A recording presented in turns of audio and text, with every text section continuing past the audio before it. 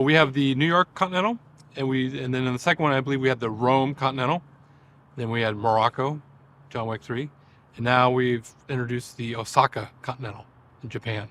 So we're trying to introduce this world of continentals all over the world. And each city, each major city has its own hotel, its own look, its own design, its own style. So on this movie, we've chosen Osaka as our foreign destination.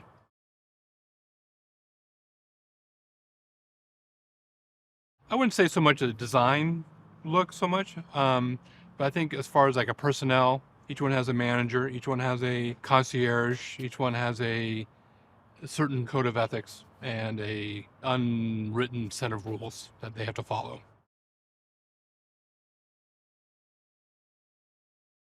When I talked to Chad about, in the early beginnings, we talk about all, like, where could we go? Could we go to South America? Could we go to South Africa, St. Petersburg, Mexico City? I mean, any major metropolitan place. And we talk about it, and we were serious about, where can we go?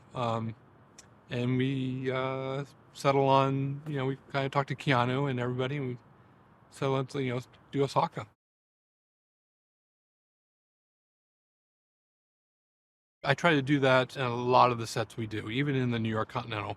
I try to mix a traditional samurai way of life, I call it, and their aesthetics and their artwork that dates back to the 1600s. And I use that as a base, as a foundation. And then I try to make it, what can we do to make it modern day, contemporary? So, for example, the exhibit room that we did a big gunfight in with glass, and I framed all these old, beautiful rice paper paintings and framed them in glass and put modern frames around them and put them all over the place, and was able to use them, that and the samurai suits. We had 8 samurai suits, I believe, and we were able to crash in them. But everything was framed in a super modern way, as a modern art gallery or modern art space would be.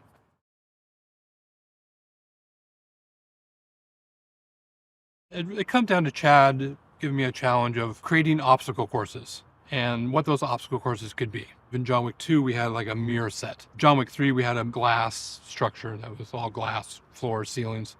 So this one, we chose water. So we're going to incorporate water as a obstacle course, basically. That gives John Wick a playground of fighting bad guys that force him through this maze. And that's really what we try to create. We create an atmosphere.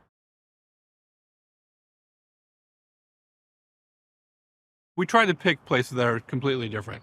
So we chose this one to really kind of base out of Europe. Originally, we were going to go to St. Petersburg and Paris, but instead of St. Petersburg, we chose Berlin instead.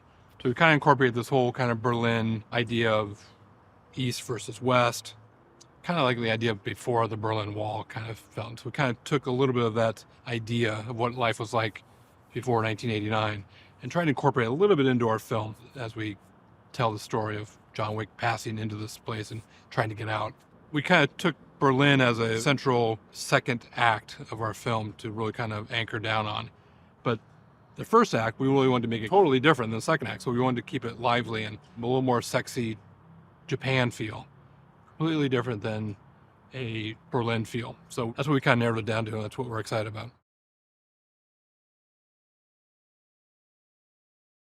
The Paris portion of the film. I've never shot in Paris. I've always wanted to. I'm super excited about the architecture, the aesthetics. It's such a beautiful city.